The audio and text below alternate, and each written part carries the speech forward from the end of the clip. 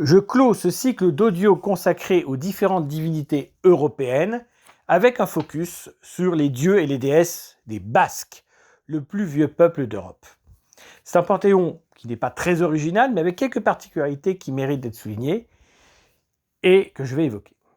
Évidemment, le divin est consacré, comme partout, à l'opposition et à l'union entre le ciel père et la terre mère. Les Basques n'échappent pas à cette règle.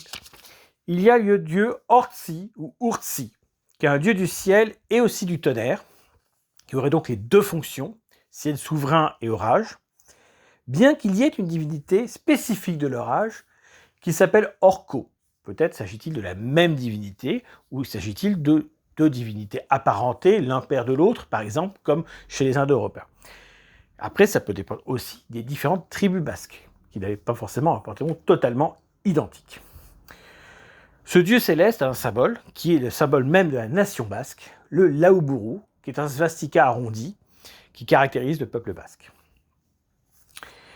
Mais il y a un autre dieu fondamental, et une autre déesse fondamentale qui existe, et je les évoquerai après. Épouse de Ortsi, logique, la déesse Ama-Lour, ou Lour tout simplement. Ama étant la mer, c'est la mer-terre ou la terre-mère. Ama-Lour, ou Lour. C'est l'épouse, bien entendu, d'Ortsi, et peut-être la mère du dieu Orko. Voilà. Mais il y a deux divinités très mystérieuses qui existent. Il y a la déesse Marie, M-A-R-I, qui a d'ailleurs été récupérée par les chrétiens pour en faire l'équivalent de la Vierge Marie, tout simplement. Cette déesse Marie, déesse mère, là aussi, très mystérieuse, très ancestrale, antérieure aux autres dieux. Elle aurait un compagnon ou un époux qui s'appelle Maju ou Shugar, parfois assimilé à un dieu serpent, et qui est un dieu assez effacé dans le culte. Shugar et Marie forment donc une sorte de panthéon extrêmement ancestral, pratiqué bien entendu par la religion basque, et dans les quelques films ou quelques documents sur cette religion, elle est toujours mise en avant. Mais en réalité, c'est probablement le couple Ortsi-Amalour qui est fondamental. Il y aurait un dieu du tonnerre, ou une fonction du tonnerre, Odei, qui serait ce dieu-là, et un dieu de la tempête qui s'appellerait Eate. Peut-être s'agit-il là encore de deux divinités complémentaires de Ortsi ou des variantes. Pas noté particulièrement de dieu du feu. Le feu se dit Su en basque. Vous noterez que dans l'audio sur les Tchétchènes et les Ingouches, le feu s'appelle Tse.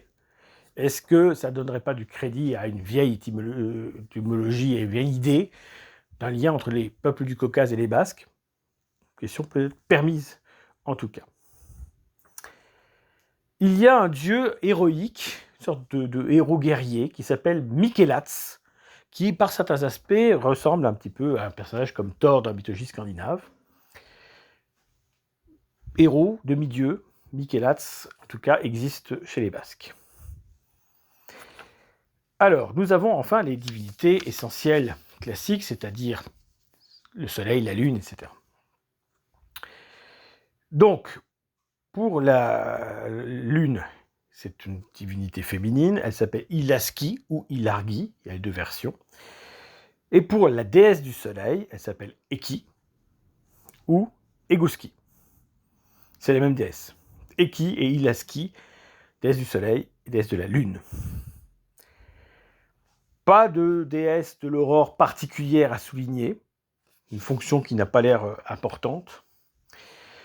Et enfin, il y a le nom d'un dieu qui s'appelle Inko ou Jinkoa, qui sert à désigner le dieu chrétien par la suite, et qui serait une divinité du tonnerre, là aussi. Ortsi, ou Urtsi, Inko et d'autres, peut-être, différentes divinités du même concept, différents noms pour un même dieu. Alors il y a un petit dieu un peu malicieux qui ferait être satanisé par le christianisme, qui est le seigneur de la forêt et qui s'appelle Bassajaune. Voilà, c'est un dieu un petit peu mineur, mais réel, et qu'il faut souligner. Donc le feu et l'aurore, On retrouve ça chez les autres Indo-Européens. Chez les Basques, ça n'a pas l'air fondamental. En revanche, les autres divinités sont importantes. Donc, déesse de la terre, déesse du soleil, déesse de la lune, il y a quand même une nette dominante féminine, plus le culte de la déesse Marie.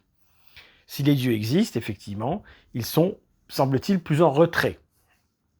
Ça a amené la thèse de la lituanienne Maria Gimbutas, qui a inspiré par ailleurs l'écoféminisme et la Wicca, considérant que ce seraient les Indo-Européens qui auraient amené les divinités masculines à un monde européen pré-arien qui aurait été dominé par des déesses. C'est très théorique. D'abord, c'est négliger les déesses indo-européennes, importantes, Terre, Mère et Aurore. Et puis, c'est négliger les dieux masculins qu'on retrouve quand même chez tous les peuples d'Europe, y compris non indo-européens. On parle de Juma dans le monde finno-ugrien, on parle de Urtsi chez les Basques, on parle de Diela chez les Tchétchènes et Ingouches. Voilà quelques exemples. Le monde européen tout entier a un grand ciel père, qu'on retrouve aussi chez les peuples turcs, sous le nom de Tengri en mongol et de Tanrı en turc, et un petit peu partout. La Chine est dominée dans son panthéon par un grand père du ciel, Lao Tianqian. C'est quelque chose de presque universel. Les panthéons sont toujours composés de dieux et de déesses. Il y a des dominantes parfois, sur le rôle du soleil et de la lune par exemple, mais c'est souvent comme ça. Il est vrai que dans le panthéon sémitique, les déesses sont visiblement moins nombreuses, mais il y en a au moins 3 qui sont importantes, que je vais dire en cananéen par simplicité. Asherah, reine du ciel, Ashtoreth, déesse de l'amour et de la guerre, équivalent de l'Ishtar babylonienne, et puis Anat, appelée souvent Baalit, la dame, Anat, déesse guerrière, déesse vierge guerrière, qui rappelle par ses aspects Athéna. Ce sont des divinités fondamentales du panthéon sémitique. Et c'est vrai qu'il y a l'absence d'une terre-mère, au sens strict. La terre n'est pas divinisée. C'est quelque chose d'assez surprenant. C'est pas le cas chez les Sumériens. Les Sumériens avaient un ciel et une terre qui s'équilibraient. An, dieu du ciel, Ki, déesse de la terre. L'univers étant appelé le Anki, c'est-à-dire la fusion des deux. Mais cette déesse sumérienne de la terre, visiblement, n'a pas survécu.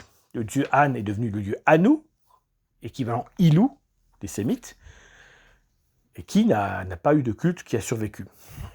C'est intéressant de se rendre compte de ça. Il y avait un seigneur de la terre chez les Sumériens, Enki, maître de la terre, mais la déesse de la terre a disparu avec la sémitisation du monde sumérien. Et on voit bien que chez les Sémites, on n'a pas de grande terre-mère, absente chez les Arabes, clairement, absente chez les Cananéens. Bon. Bien sûr, il y a un mot pour la terre, Eretz, par exemple, mais il n'y a pas cette divinisation de la terre, peut-être à cause du désert, qui est peu fécond. On valorise beaucoup le ciel, très peu la terre. Ça mériterait une analyse plus approfondie, probablement. Chez les Égyptiens, la terre existe en tant que divinité, mais c'est inversé. La terre est masculine et le ciel est féminin. Nout, déesse du ciel, Geb, dieu de la terre. Bizarrerie encore.